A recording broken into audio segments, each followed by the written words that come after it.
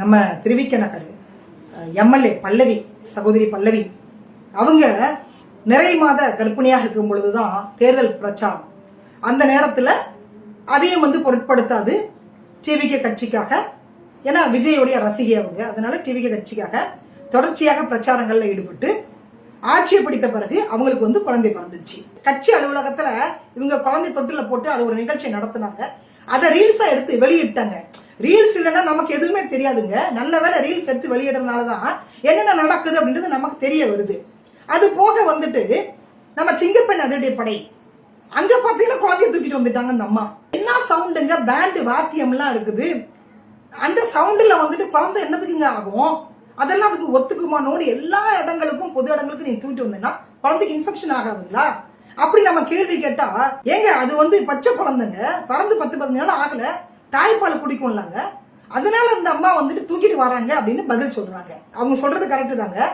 குறைந்தது நாம 2 வருடங்களாக தாய்ப்பால் கொடுக்கணும் குழந்தைக்கு. அப்பதான் குழந்தை ஆரோக்கியமாக இருக்கும். நம்மள மாதிரியான பேரண்ட்ஸ்லாம் அது நல்லாவே தெரியும். ஆனால் இந்த எம்எல்ஏ பல்லவி எல்லா இடங்களுக்கும் குழந்தை தூக்கிட்டு வராங்களான்னு கேட்டீங்கன்னா தூக்கிட்டு வர்றது இல்லை. சிங்கப்பெண் அதிரடி படையில full and full media focus இருந்தது, அதனால அங்க தூக்கிட்டு வந்தாங்க. அது போக நம்ம கலைவாணர் அரங்கம் பயிற்சி கொடுக்கும் பொழுது அங்க மீடியா இருப்பாங்க, அங்கே தூக்கிட்டு வந்தாங்க. சட்டமன்றத்தில் அந்த நிகழ்ச்சியும் தூக்கிட்டு வந்தாங்க. எங்கெல்லாம் மீடியா ஃபோக்கஸ் பண்றவங்களோ அங்கெல்லாம் தூக்கிட்டு வந்தாங்க. முதல்ல நார்மலா வந்தாங்க. அப்புறம் பாத்தீங்கன்னா இவங்க போடக்கூடிய ட்ரெஸ்ஸும் குழந்தைக்கு அந்த மேல போத்திக்கக்கூடிய டவலும் ஒரே கலர்ல அப்படி ரீல்ஸ் எடுத்து எடுத்து எடுத்து போட்டாங்க. அந்த அளவுக்கு நான் இந்த கட்சிக்கு குழந்தை பிறந்தாலும் கூட குழந்தைய தூக்கிட்டு நான் விசுவாசமா இருக்கேன், மக்களுக்கு நான் சேவை பண்றேன் அப்படின்றத காட்டுற விதத்துல இவங்க செய்துட்டு இருக்கிறாங்க. சட்டமன்ற கூட்டத்தொடருக்கு எம்எல்ஏ பல்லவி வந்திருக்காங்க. குழந்தைய தூக்கிட்டு ஒரு பணிப்பெண்ணோட வர்றாங்க. குழந்தைய சட்டமன்றத்துக்குள்ள அலோவ் பண்ண மாட்டாங்க, பணிப்பெண்ணையே அலோவ் பண்ண மாட்டாங்க. இந்த அம்மா தனியா தான் போகணும்.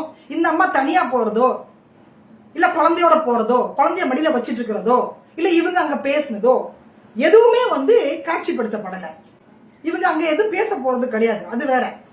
பெண் அமைச்சர்கள், பெண் சட்டமன்ற உறுப்பினர்களுக்கு, பெண் அரசு அதிகாரிகளுக்கு கவர்மெண்ட் 6 மாதம் சம்பளத்துடன் பேறுகால விடுமுறை கொடுக்கிறாங்க. வீட்டுல இருக்க வேண்டியதானங்க நீங்க? அடிக்கிற வெயில்ல குழந்தைய தூக்கிட்டு எதுக்குங்க உங்களுக்கு? அந்த அளவுக்கு ரீல்ஸ் மோகம் அதிகமாயிடுச்சுங்க. ரீல்ஸ் மோகம் போட்டு பாடா படுத்துது. அதுக்கு மிகப்பெரிய ஒரு ப்ராப்பர்ட்டின்னா இந்த குழந்தை தான்.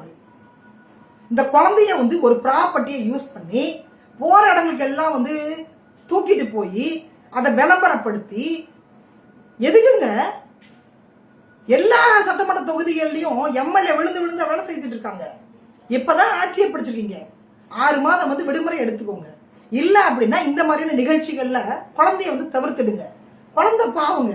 அந்த குழந்தைக்கு இன்ஃபெக்ஷன் ஆயிடுச்சு, சத்தம் ஒத்துக்கல, பச்சை குழந்தைங்க, அது என்ன ஆகும் திங்க் பண்ணி பாருங்க. அதையும் தாண்டி குழந்தையும் தாண்டி இந்த அம்மாக்கு ரீல்ஸ் மோகம் அதிகமாயிடுச்சு.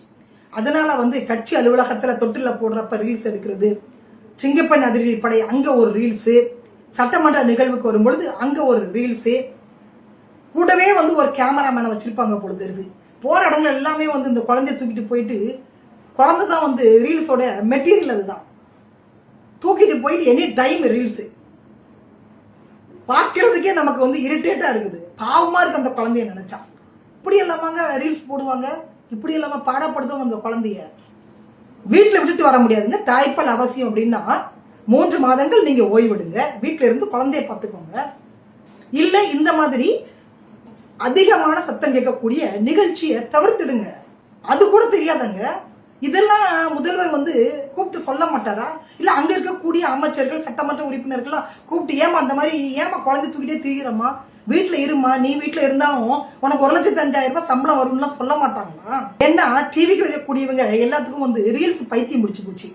அதனால சொல் புத்தியும் கிடையாது, அங்க சுய புத்தியும் கிடையாது. அவங்க போய் எப்படி இவங்களுக்கு அட்வைஸ் பண்ணுவாங்க? நம்மள மாதிரியான ஆட்கள் தான் சொல்லணும்.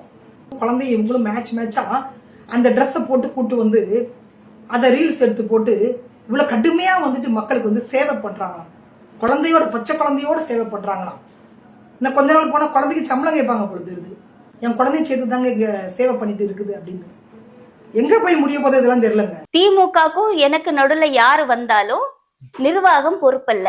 இது கிட்டத்தட்ட ஒரு 3rd கிரேட் ரவுடி பேசுற வார்த்தை. அப்போ இவங்களுக்கும் திமுகக்கும் நடுவுல வந்தது யாருன்னா கூட்டணிகள் தான் இருந்தாங்க. நாங்க வெளியே இருந்து ஆதரவு தெரிவிக்கிறோம். நேத்திக்கு அவர் அவமானப்படுத்தினது கூட்டணி கட்சி தான் அவமானப்படுத்திருக்காரு. ஐஎம்எல்ஆ இருக்கட்டும், விசிகே இருக்கட்டும். நான் காங்கிரஸ் பத்தி பேச நான் தயாராவே இல்லை. ஏன்னா காங்கிரஸை வந்து ரொம்ப பெரிய மதிப்பான ஒரு பார்வையில பார்த்தது. நான்லாம் வந்து எனக்குலாம் காங்கிரஸ் எல்லாம் அவ்வளவு பிடிக்கும். ஆனா இந்த எலெக்ஷன்ல அவங்க பண்ண